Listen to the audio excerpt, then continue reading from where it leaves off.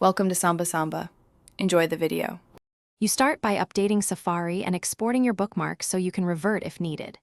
Next, decide the look you want, minimal, colorful, or productivity first, because every choice drives different tweaks.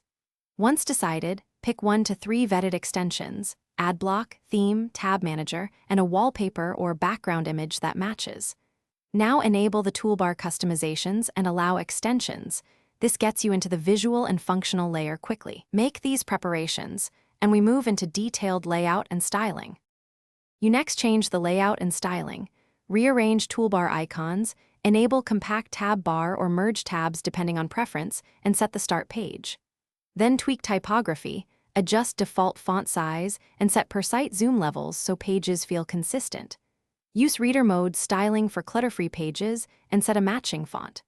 Once done, install a CSS or theme extension to change colors and background. Make small adjustments and preview pages until the visual balance is right.